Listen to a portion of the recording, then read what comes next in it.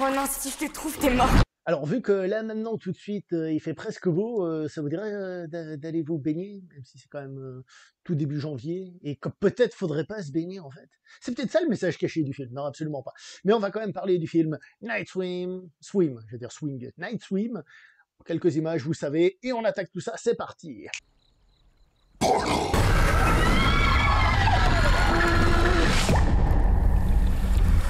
Le film est réalisé par l'américain Bryce McGuire, qui est l'adaptation d'un cours qu'il avait lui-même fait avec une autre personne, et qui là passe en long métrage. C'est quelque chose qu'on a déjà vu beaucoup dans les films à concept et dans les films d'horreur aussi, parce que justement le court métrage permettait à un jeune de prouver quelque chose déjà à partir d'un concept et d'une petite mise en scène. C'est quelque chose d'assez classique.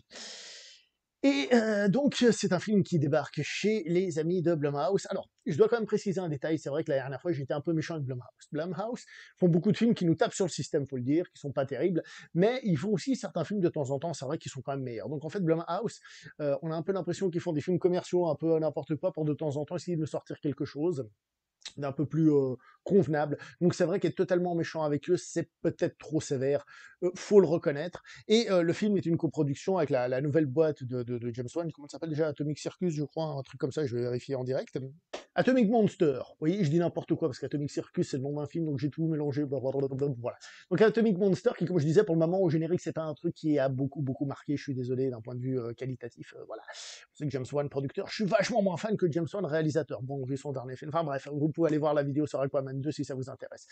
Dans le film, on a un certain Wyatt Russell, fils d'un autre certain Kurt Russell, qu'on avait pu voir entre autres dans la série donc Falcon and Winter Soldier, si je ne me trompe pas dans l'ordre des personnages, la série Marvel qui était sortie directement sur Disney+, dans lequel je trouvais qu'il faisait preuve d'un certain charisme, en tout cas d'une certaine présence, qui passait plutôt bien. Donc pourquoi pas. On a l'actrice Kerry Condon, l'irlandaise, qu'on avait pu voir par exemple dans les Banshees d'Inisherin, où elle campait un personnage très bien, très bonne actrice. Et donc, eux, ils font les parents de ce film. Ce film qui tourne autour, vous l'aurez compris, d'une piscine. Grosso modo, c'est l'histoire d'une piscine, comment dire ça, une piscine hantée. Grosso merdo, c'est ça. Donc, bon, une piscine hantée, sur le papier, on se dit, pourquoi pas, hein, mais en même temps, il faut être dans la piscine, c'est un peu comme les dents de la mer, tant que t'es pas dans l'eau, ça marche pas. Mais donc, il faut qu'ils trouvent des trucs, il faut que ce soit hors de l'eau, parce qu'ils peuvent se le permettre. Le film, comment vous dire ça? Quand on commence à regarder le film, on se dit, c'est pas beau. C'est pas beau ni dans les angles de vue, ni dans les couleurs et tout ça. C'est très gris, c'est un truc grise moche, y a que ça. Au niveau des angles, des caméras, c'est pas oufissime du tout. Bon.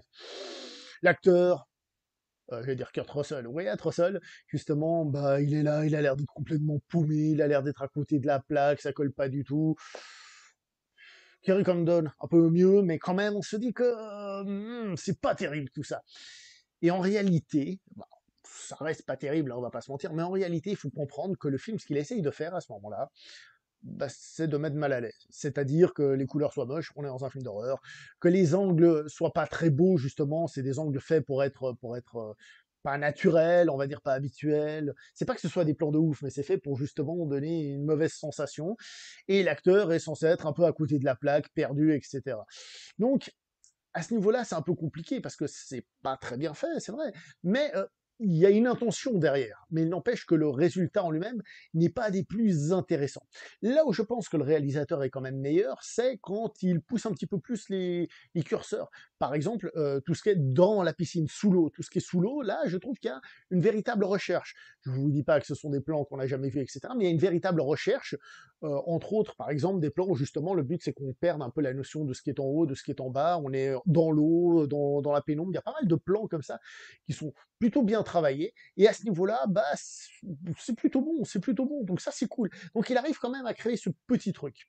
Il arrive à créer ce petit truc. Le souci, c'est que bon, tout ne se passe pas sous l'eau, et quand c'est en dehors de l'eau, voilà, c'est un peu mezzo, on va pas se mentir, comme j'ai dit, même quand il essaye de faire de l'horreur, du suspense, tout ça, il n'y a rien qui fonctionne vraiment. Et ça, je le dis de manière plus globale, c'est même pas que la mise en scène, le film d'horreur en lui-même. Il y a quelques jumpscares qui évidemment vont fonctionner, pas forcément des faux jumpscares, hein, qui vont plutôt fonctionner, mais en tant que tel, j'ai trouvé que le film était d'un ennui assez profond. D'un ennui assez profond parce que les scènes horrifiques ne fonctionnent pas très bien. L'histoire qu'il y a autour, que ce soit, on va dire, je dis pas que c'est ce qu'il y a dans le film, on va dire la malédiction ou, l'histoire des personnages, est très classique et peu intéressante. C'est-à-dire que de la manière dont elle est amenée, elle n'arrive pas à créer plus d'intérêt que ça, parce que c'est relativement du déjà vu un milliard de fois. Ça pourrait ne pas être mauvais si la manière d'amener la chose et tout était intéressante, mais je vous avoue que c'est pas passionnant. Et je vous avoue que le film s'est fait long. Le film s'est fait long. Le film s'est fait long. Quand tu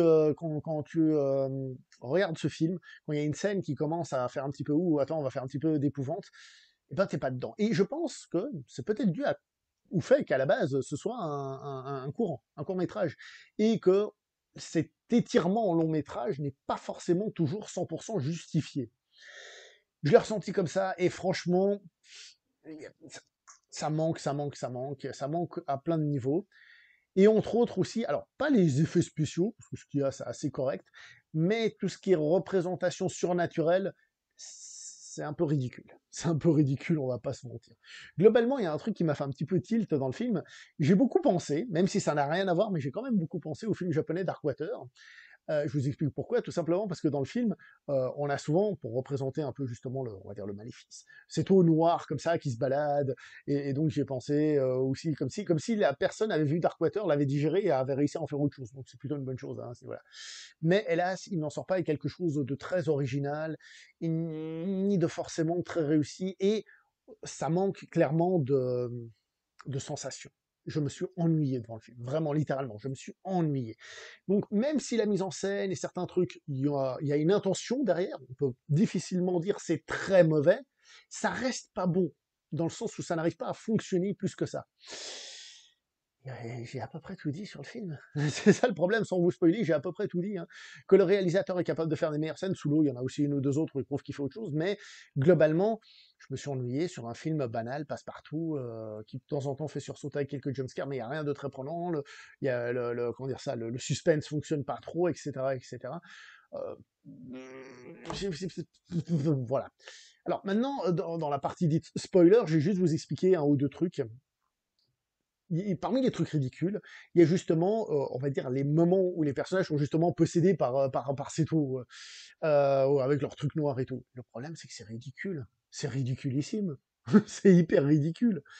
Alors, vous me direz, oui, mais en même temps, mon cher, est-ce que tu sais, toi, à quoi ça ressemble une personne qui est possédée par une eau maléfique? Ce à quoi je vous répondrai, non, c'est vrai, je ne sais pas à quoi ça correspond. Et bah, donc peut-être que c'est vachement réaliste dans un monde où ça existe. Mais le problème, c'est que on n'y croit pas, et c'est assez ridicule là-dedans. Et les acteurs n'arrivent pas à augmenter leur niveau de jeu à ce moment-là non plus. Donc franchement, que ce soit d'ailleurs donc le personnage de Wyatt Russell, hein, ou que ce soit même on va dire c'est pas une grand-mère, c'est une mère, la mère asiatique, quand elle a son truc, ça part dans le ridicule. Et donc forcément, il n'y a rien en tant que tel qui fonctionne. Autre scène qui ne fonctionne pas, à la toute fin, le père qui se sacrifie. C'est beau, on devrait ressentir quelque chose, de l'émotion, on devrait y voir un beau geste. Mais en fait, de la manière dont c'est amené, c'est mou. Alors, on voit qu'ils essayent de changer un peu le truc habituel, qu'ils se retournent et qu'ils disent Eh, je vous aime, toi, et ils essayent de dire autre chose, etc. Mais au final, ça ne fonctionne pas tant que ça. Aussi, une chose qui fonctionne pas, c'est que beaucoup de scènes d'horreur, c'est des mecs qui sont au bord de la piscine en mode Ah, et je tombe dedans. On sent que ça joue un petit peu sur cette peur-là, etc. Mais ça ne fonctionne pas grand-chose. Le problème de ce film, et je l'ai dit dans la partie non spoiler, hein, grosso modo, c'est que certaines choses sont justifiées, mais à l'arrivée, ça ne marche pas. Pas grand-chose à dire de plus sur un tel film, hein. C'est un film d'horreur de consommation passe-partout. Voilà. Franchement, c'est court hein, aujourd'hui, hein, je parle pas trop. Hein. Comme ça, vous avez le temps de liker, de partager et tout ça. C'est génial quand même. Comme quoi, il y a quand même du bon là-dedans. Hein. Il y a du temps. Et je crois que je vais arrêter. Allez, ciao tout le monde.